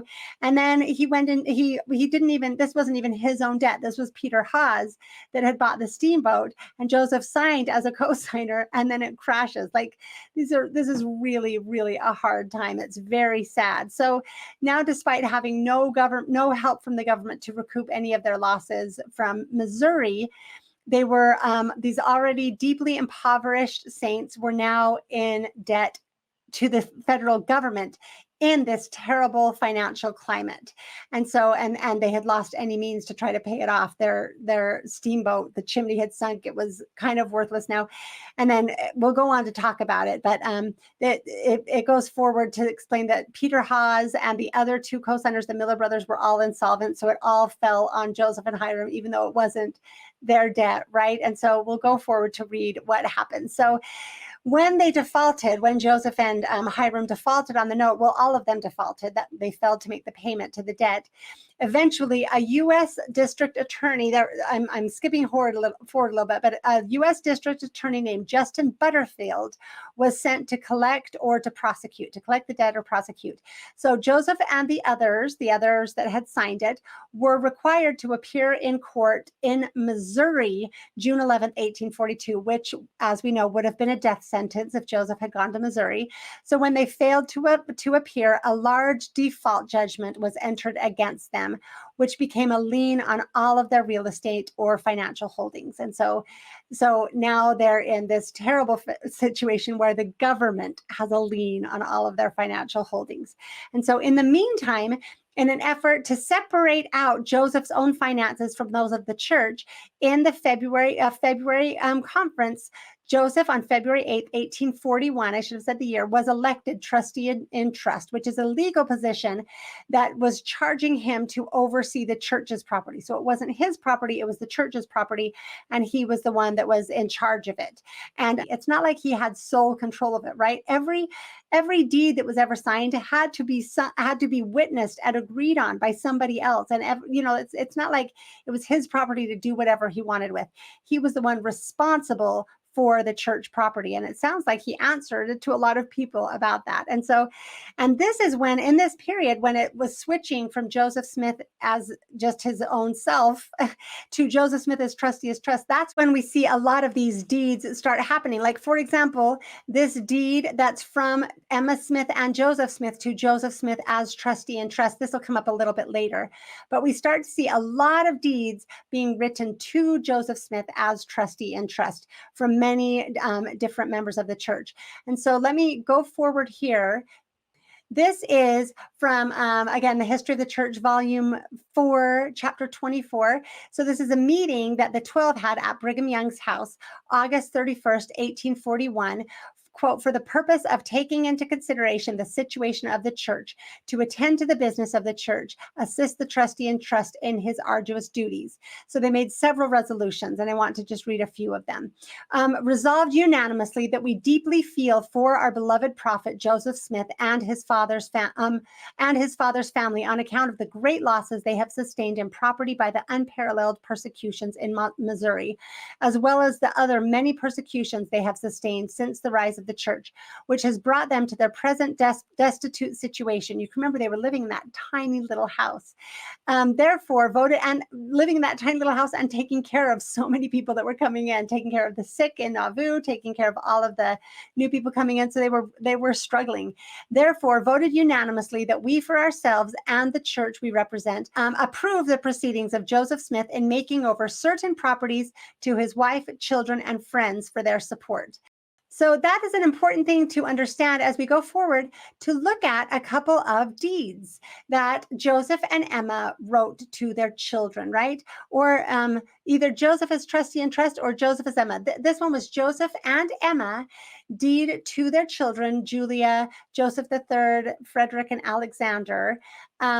2 deeds during this time period, or maybe it's just one. This is the 21st of December, 1841, and you can see again their signatures written there, and they are deeding a couple of lots here.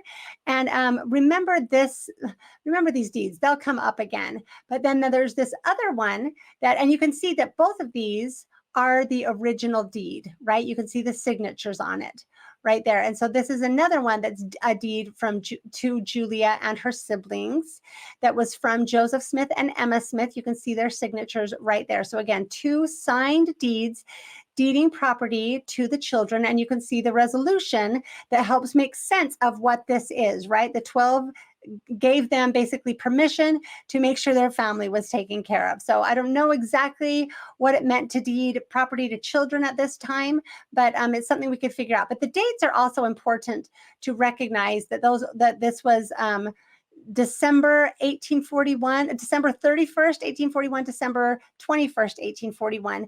And that one apparently was recopied March 17th, 1842. So that's what I was saying, that deed will come up again. So it gets a little bit confusing. And then we will see the next resolution that the 12 said, and this is from that same meeting, they said, resolved that on account of the peculiar situation of the church hitherto, it has been expedient and necessary that the deeds, bonds, and properties of the church should be and have been taken and holden by committees of the church and private individuals, but that we now have a trustee and trust, viz. President Joseph Smith, appointed and according to the laws of the land.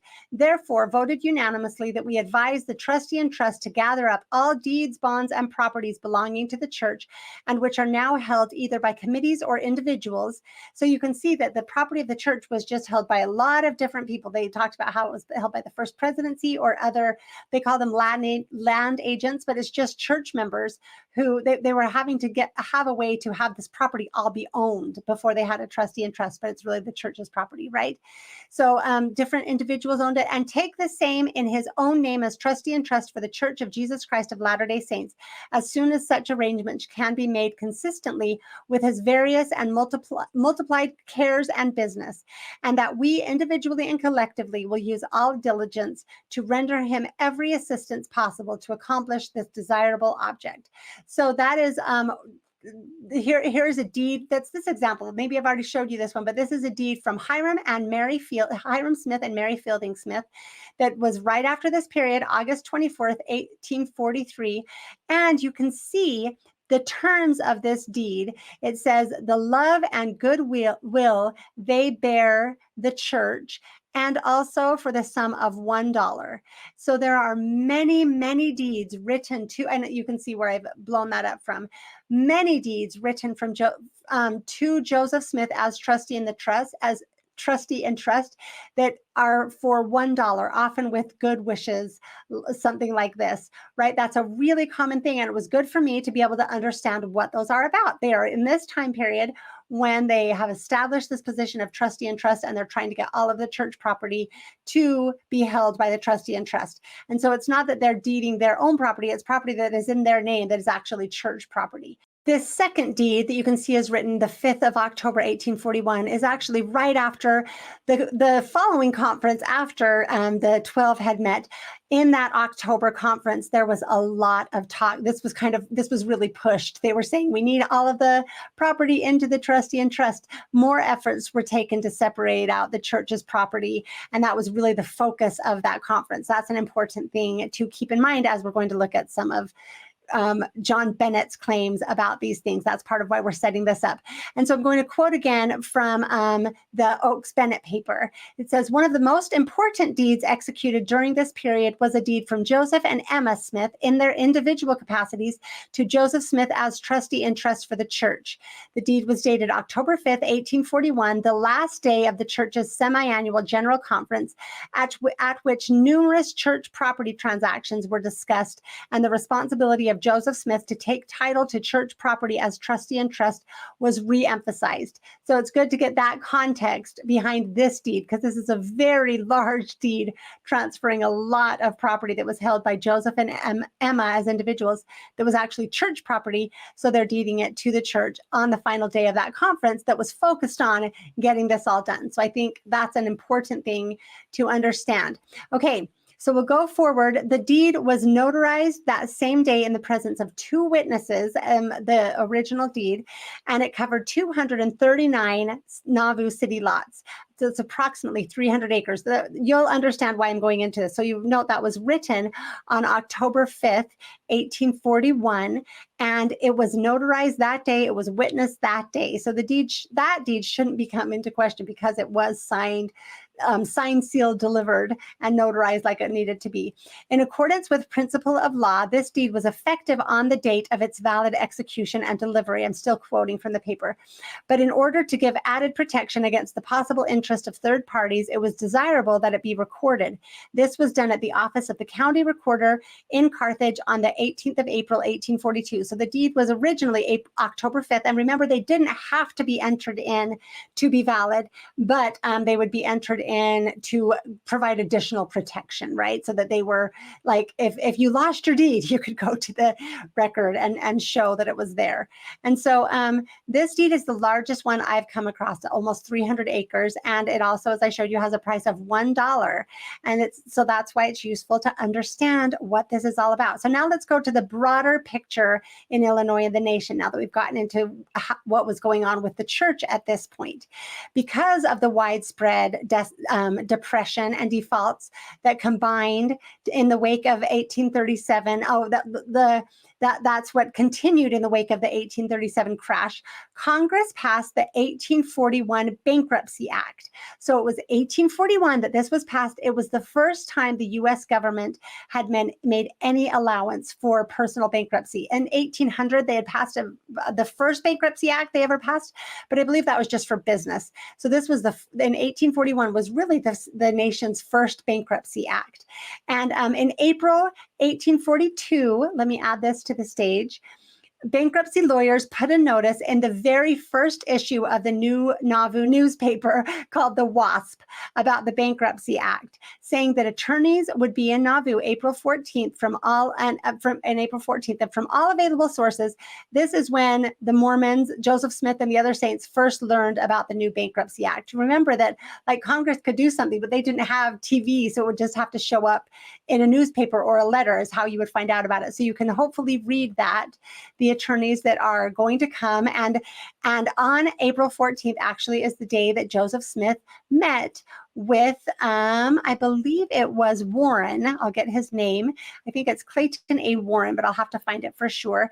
And he learned about bankruptcy. Now, here you'll recall already that they had lost $1 to $2 million in property. That's the equivalent to over $20 to $40 million today, with no help or remuneration from the government. And they had taken on a lot of new debt to purchase the land in Illinois for the saints to gather. And on top of all of that, they were now in debt to the government because of the steamboat that had just crashed, and along with various other debts stemming back to the building of the Kirtland Temple. So yes, they met with Calvin A. Warren April 14th to learn about the new bankruptcy law. which is when Joseph Smith decided to start the process. So in the Bankruptcy Act, it required you to give public notice. So in the July 1st edition of the Sangamo Journal, you can see it's July 1st, we have 2 pages worth of bankruptcy notices. It's actually more than this. There are some on the previous page. So this 4-page newspaper, 2 full pages are dedicated almost entirely to bankruptcy notices, plus some that are on the second page. So when I said that this was a bad financial time and Nauvoo was hit hard, you can see what I mean. And right here, this highlighted one, you can see is Joseph Smith's. It's right below his brother, Hyrum Smith's, and it's Joseph Smith's bankruptcy notice in that edition of the Sangamo Journal. Interesting, as I was scrolling through it, I found several others. Let me see if I can find the list.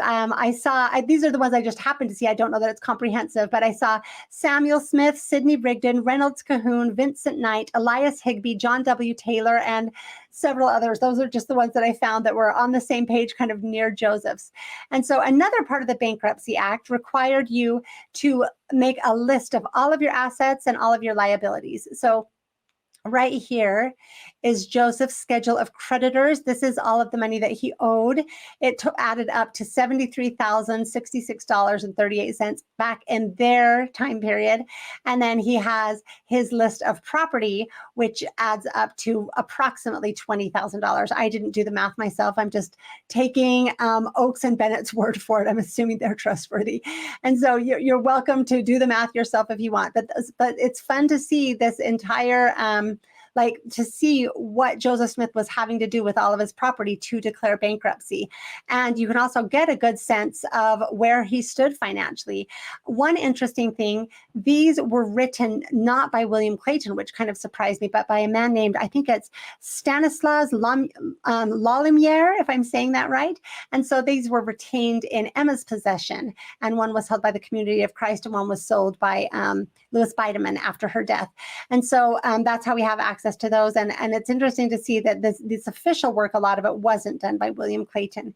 So once these lawyers brought news of the bankruptcy law to Nauvoo, dozens of members of the church filed for bankruptcy. So I want to just paint a little picture, just so you can understand about Joseph Smith in particular, give you a little more understanding of this bankruptcy law. It was a problematic and short-lived law for many reasons. Under it, bankruptcy was almost universally obtained by anyone who applied. There apparently were very few exceptions. I only know of one in what I've looked at. So U.S. attorneys were actually officially discouraged from opposing bankruptcy applications. They were told they would only receive one small per diem fee for their time spent in court. So they were like really disincentivized from investigating anything or contesting any bankruptcy applications. Here's an example. In January 1843, there were 1,433 applications then pending in Illinois bankruptcy court. So just in Illinois, in that 1 month, there were 1,433 applications pending in bankruptcy court. None had been refused, and only 8 had even been contested by creditors.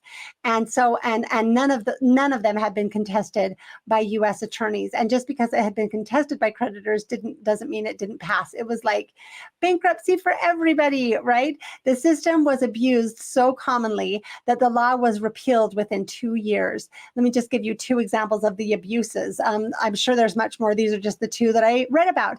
So Calvin A. Warren, the lawyer who advertised the new bankruptcy laws to the Mormons and who advised Joseph Smith and the others through the process, and Mark Ulrich, an Illinois state representative, both of whom were alleged to be in the mob when Joseph and Hyrum were murdered.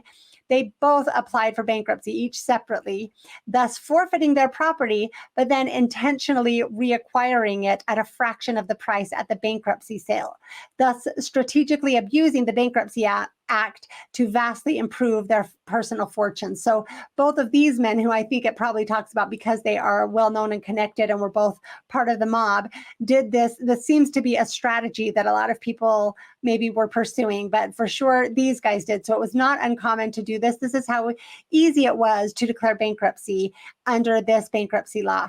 And so I'm going to again quote, despite official reluctance to challenge bankruptcy applications and the ease of obtaining discharge during this period, Joseph Smith's case was singled out for special attention and opposition.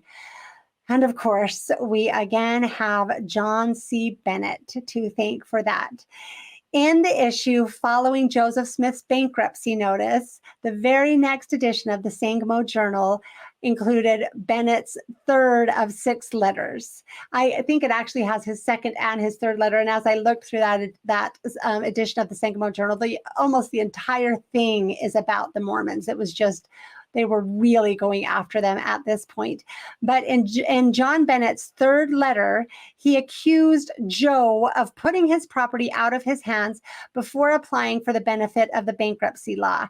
He says Joe makes his family rich, including his infant children, is how it was summarized in the preface to it.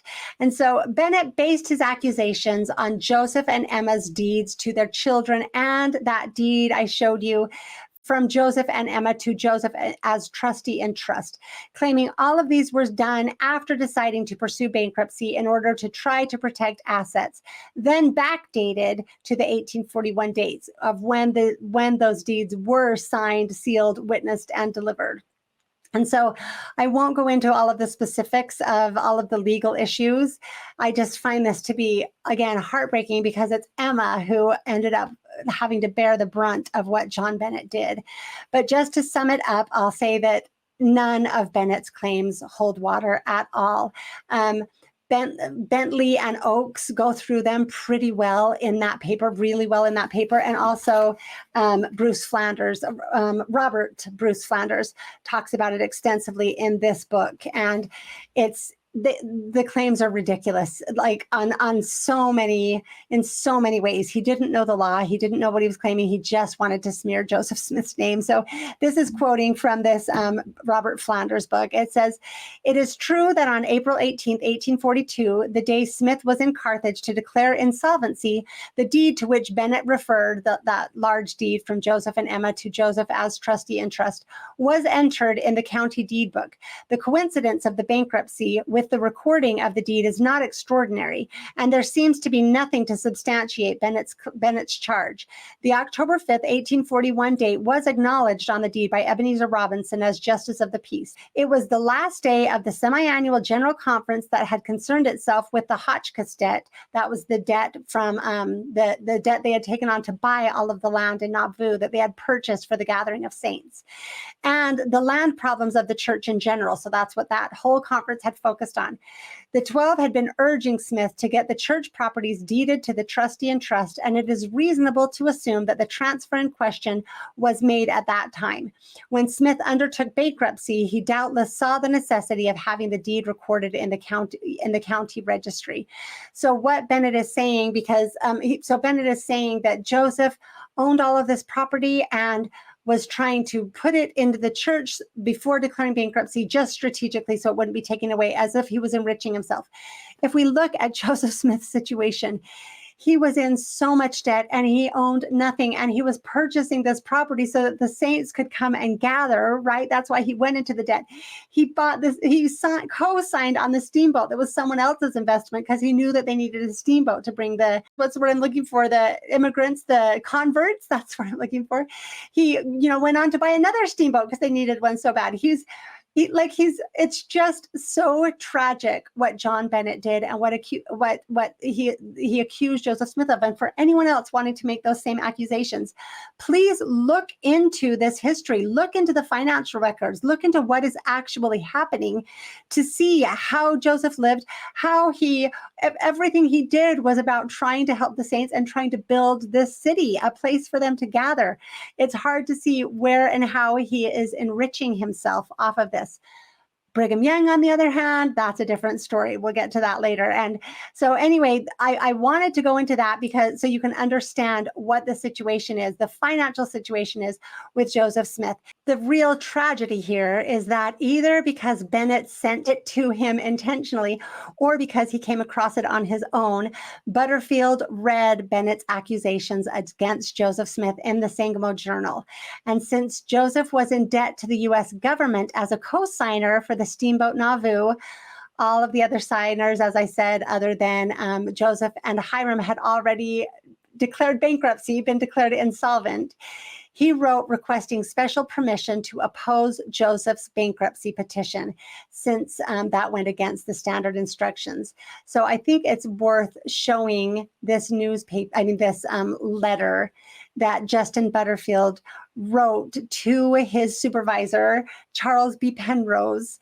And I'm going to go ahead and read it. Sir, let's see, I think I wrote it so you can read along with me. Sir, at the last June term of the Circuit Court, a judgment was rendered in favor of the United States against Joseph Smith, Hyrum Smith, Peter Hawes, and Henry and George Miller upon a note given by them on the 1st of September, 1840 for $4,866.38 and interest. The defendants in this suit are Mormons residing in Nauvoo in this state. The defendant, Joseph Smith, is the prophet and leader of the sect, and unless the judgment can be collected of him and his brother Hyrum, it will be lost, as the other defendants are all insolvent. Joseph Smith and Hyrum Smith are now both applicants for the Bankrupt Act, and the day for their final discharge is on the first day of October next, as you will perceive by their public notices on the last page of the Sangamo Journal of the 15th of July, 1842, which is enclosed. Let me go to the next page. You can keep reading along. It appears that the Mormons have had difficulties among themselves, and one of their principal leaders, John C. Bennet, is publishing a series of letters. In his third letter, which is contained on the second page of the enclosed paper, he charges Joseph Smith with the most gross fraud in disposing of, cloaking, and secreting property to a large amount for the benefit of himself and his family in order to obtain the benefit of the Bankrupt Act. You will perceive in General Bennet's communications, he describes the fraudulent conveyances and gives such specifications of fraud as can hardly admit of any doubt. I should deem it my duty in this case to oppose the Smiths, but your circular of the 9th of May last upon the subject of opposing such applicants makes me desirous that you should judge of the expediency of making opposition before I put the government to any costs. So you can see right there, he's saying, I know that you wrote instructions that we should not oppose any of these, but I want to get special permission in this case to oppose Joseph Smith's bankruptcy. I guess Joseph's and Hyrum's. And it's so sad. It's based on nothing but what John Bennet wrote. He hadn't yet looked into the details. So I won't go into the details, but as I already said, Bennet's accusations were completely unfounded. And it looks to me that once Butterfield better understood the situation, he approved Hyrum's bankruptcy and he worked to resolve Joseph's. It's sad that he got involved because everyone else's bankruptcies were being approved and many of them were so dishonest. And Joseph's actually was more valid than like pretty much anybody's, right? He was not being dishonest. They had lost $1 to $2 million of property, had a boat sink is the reason that this all got started, right? Like how, and then he was buying the city to try to gather the saints. It's just really, really sad. And so they reached agreements and accepted terms to settle Joseph Smith's bankruptcy, but in a tragic snail mail version of phone tag, the letters seemed to be missed or passed by one another, dragging out the process. Butterfield had written, trying to get permission to accept the terms that Joseph had offered. And this combined with the actions of, from what I can see specifically, William Clayton and Brigham Young. So anyway, this missed opportunity to declare bankruptcy, combined with the actions of William Clayton and Brigham Young, resulted in Emma being saddled with these massive church debts. These are the debts that Joseph was trying to declare bankruptcy on. And if there was ever a reason for bankruptcy, it was Joseph Smith's situation. It really is so sad. And like I said, she was almost 70 before she paid them off. So all of this happening fell on to Emma, to this widow. It's almost an unbelievably tragic story what happened because of all of this. So that is Joseph's financial situation leading up to the time of his death and at the time of his death. And because of that, the missed letters, because of Bennet and then Butterfield getting involved, Joseph's bankruptcy never went through. And once he died, it was too late. And so, and then the debts were all still there. And then Brigham and Clayton, took the assets and left Emma with the debts. So the most important part of this situation, the reason that I wanted to go into it and cover it, even though it's a bit cumbersome, is the realization that Joseph Smith was actively trying to obtain bankruptcy and was being opposed on false allegations of fraud and dishonesty. But in this process, all of his finances and holdings, both personal and as trustee in trust, were literally under investigation from 1842 on by, quote, one of the greatest lawyers of his time. That was according to an Illinois Law Review writing about Justin Butterfield, who, as it happens, beat out Abraham Lincoln for a top government job just after this time period. The idea that Joseph just held all of the property and did whatever he wanted with it, including giving it to his wife on a whim under threat of divorce, or to provide for her because she was mad about polygamy, or giving it to other supposed wives, is simply not correct. It's just extremely ignorant. So I know we spent so much time going into this, but I hope you can understand why it matters. You have to understand what Joseph Smith was actually dealing with. It wasn't an angry wife. That was not what Joseph was dealing with. What he was dealing with was these massive problems. And in the midst, it wasn't even just the legal problems. Remember, he was constantly being pulled into court under false allegations or false lawsuits. It was just terrible and tragic. But this was his financial situation. And so Justin Butterfield was in Nauvoo investigating Joseph Smith's finances. He wasn't there until his death, but he was there off and on pretty much until his death. So we have a little bit more to talk about Justin Butterfield. He did initially read Bennet's accusations. When he read them, he initially believed them because he didn't have any other information. And sadly, because he opposed the bankruptcy, Joseph was like he could have contested so many of these fraudulent bankruptcies. Joseph's was actually legit. It's just so sad that it was opposed. But as he spent time with Joseph Smith, I assume digging into his finances and learning more about his situation, his perspective seems to have shifted pretty dramatically. In fact, he agreed to defend Joseph Smith in the extradition case when he was being ordered to appear in court in Missouri. And so it's so interesting because at first Butterfield went to Missouri court and expected Joseph to show up. When he didn't, he had the judgment was passed against him that created the lien on all of his property. But now he's defending that he shouldn't have to go to Missouri, that he shouldn't be brought in on extradition charges. And again, it's because of Bennet's unfounded claims that he ordered the shootings of Governor Boggs with zero evidence. So that's why Joseph was being told he needed to appear in Missouri this time, right? And there had actually been strong suspicion on another suspect before Bennet's claims put all of the suspicion on Joseph Smith. Bennet was such a nightmare, and